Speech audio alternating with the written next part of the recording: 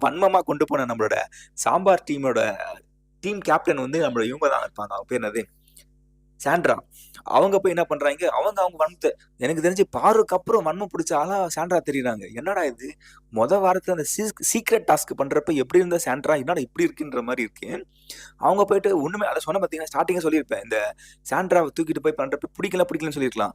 அங்கலாம் சைலன்ட்டா ஒரு மாரி சீன் கிரியேட் பண்ணிட்டு, அத இங்க எடுத்துட்டு வந்து என்னைய வந்து ஒரு மாரி மிஸ்பிஹேவ் பண்ணாங்க அப்படின்ற மாரி சொல்ட்டா, எனக்கு ஒரு மாரி என்னடா இது டேய்! இவர்லாம் பார்கவ்லாம் அப்படி ஷாக் ஆயிட்டாரு. ஆனா பெருசா ரியாக்ட் பண்ணிக்கல.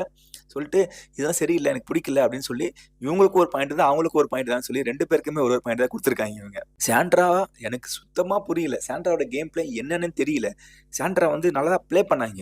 ஆனா அவங்க வந்து ஒரு மாரி ஒரு பாருக்கு அப்புறம் பாரு அகைன்ஸ்டா பாருவ உடைக்கிறேன், பாருவ வந்து எக்ஸ்போஸ் பண்றேன்னு சொல்லிட்டு, இவங்க எக்ஸ்போஸ் பண்ணிட்டு இருக்காங்க அவங்களோட கேரக்டர்ஸ. எனக்கு தெரியவே இல்ல. பிரஜன், எப்பா கொஞ்சம் பார்த்து எதனா பண்ணி விடு.